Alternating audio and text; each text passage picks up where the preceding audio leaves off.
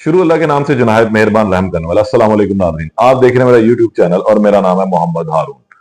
हफ्ते की अली सुबह लाहौर के अंदर एक बहुत बड़ा पुलिस मुकाबला हुआ। लाहौर की तारीख में पुलिस मुकाबले बहुत ज्यादा हुए, लेकिन ये पुलिस मुकाबला अपनी नौयत का जरा मुनफरिद था, क्योंकि इसके अंदर 4 डाकू जो है वो हलाक हुए और इनकी साथी खातून जो थी वो जख्मी हालत में गिरफ्तार हुई। इनके साथ एक बच्चा भी था। ये डाकू गुज़िश्ता 15 रोज से ग्रीन टाउन के इलाके बागड़िया में एक घर में रिहाइश पजीर थे। मेरा गुज़िश्ता व्लॉग आपने देखा कि उस घर का हदूदब्बा बताया था आपको कि ये एक गुंजान आबाद इलाका है और इसमें इन्होंने अपनी रिहाइश इख्तियार की थी। मालकन जो है वो बेवा थी और निचले पोर्शन के अंदर रिहाइश पजीर है। सेंटर वाला पोर्शन इन्होंने किराए पर लिया, जबकि एक और थर्ड पोर्शन है, उस पोर्शन में उनके दूसरे किराएदार रिहाइश पजीर थे। इसकी तमाम कहानी कुछ इस तरह से थी कि इन लोगों ने जब 25 अक्टूबर को मकान किराए पर लिया तो जाहिर सी बात है कि अब लाहौर शहर के अंदर किरायानामे का इंदराज होता है। तो इन्होंने हेले बहाने शुरू कर दिए, जी आज करवा लेंगे, कल करवा लेंगे। तहाँ फिर इसरार किया गया तो कहा कि जी अच्छा दे देते हैं। फिर मालिक मकान की जानिब से ये धमकी दी गई कि आप फिर या तो घर खाली कर दे अगर आप इंदराज नहीं करवाना चाहते, जिस पर इन्होंने अपनी आईडी कार्ड की कॉपी दे दी। यहां से फिर सिलसिला शुरू होता है इनके सुराग लगने का। ये गुज़िश्ता व्लॉग में मैंने चीज बताई थी कि इनका सुराग जो है वो पुलिस को किस तरह लगा। जब आईडी कार्ड इंदराज होने के लिए जाता है तो वहां से फिर इनका तमाम रिकॉर्ड बोल पड़ता है। इस दौरान पुलिस ने इनकी रेकी शुरू की तो फिर और बहुत होशरुबा इंकिशाफात हुए कि उस दौरान इन्होंने इंडस्ट्रियल एरिया में भी एक घर पर फायरिंग की थी, क्योंकि ये उस वक्त वहां से नाकाम हो गए थे डकैती की वारदात करने में।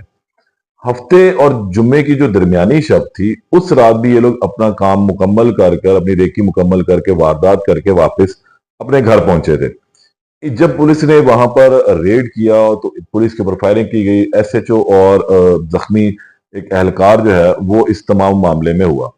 अच्छा, इसमें जब पुलिस ने उस घर से जो चीजें बरामद की वो थी रेस्क्यू की वर्दियां। इसके अलावा दीगर सामान भी बरामद किया, लेकिन ये वो तमाम चीजें थी जो मौके से बरामद हुई। पुलिस को वहां से कुछ खास माल मसरूका जो है वो बरामद नहीं हुआ था। अब ये माल मसरूका किधर था, इस हवाले से जो है खातून इकरा उसने अब कुछ होशरुबा इंकिशाफात की, वो मैं आपके सामने रखता हूँ।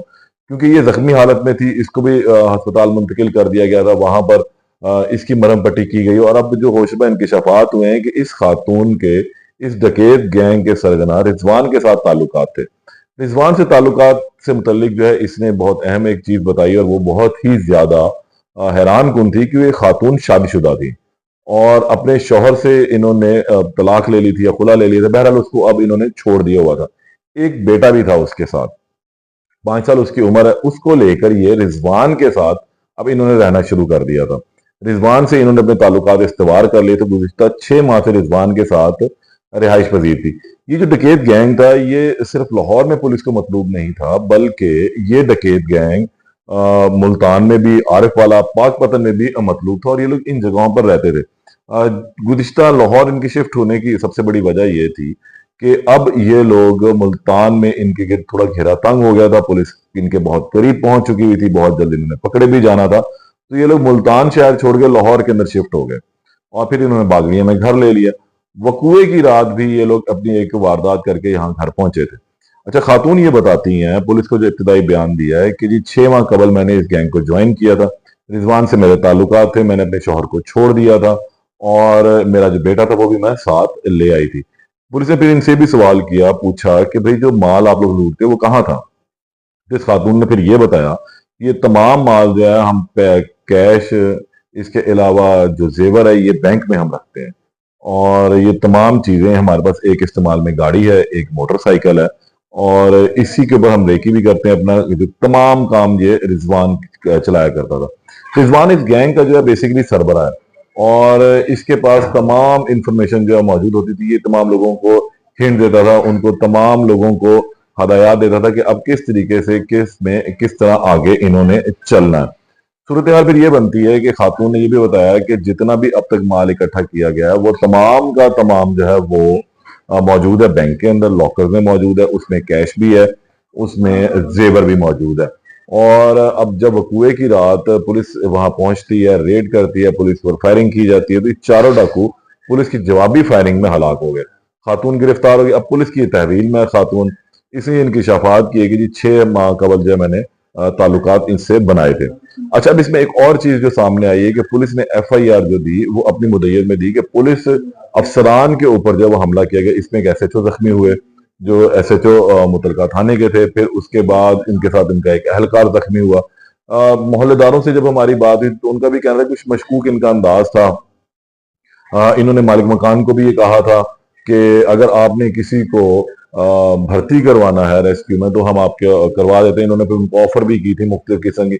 ये अब यहाँ पर अपने गैंग को गालबन थोड़े सा तवालत देना चाह रहे थे कि हमारा गैंग जरा बढ़ जाएगा तो फिर हम लोगों को उसमें एडअप करते हुए चीजें चलाते जाएंगे। लेकिन बदकिस्मती और पुलिस की खुशकिस्मती कि इस गैंग का बहुत जल्द सुराग पुलिस को लग गया। करायनामे के इंदराज का जब वक्त आता है तो वहां से ये तमाम कड़ियां मिलनी शुरू होती हैं और अभी तो इस खातून ने कुछ इंकिशाफात किए हैं।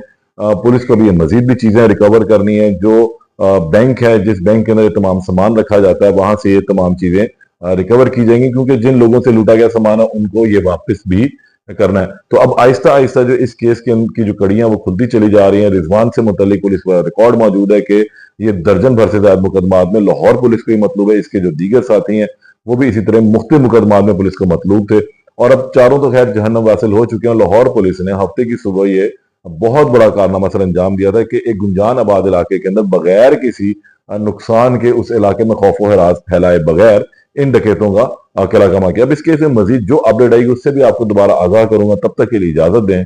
अल्लाह निगहबान।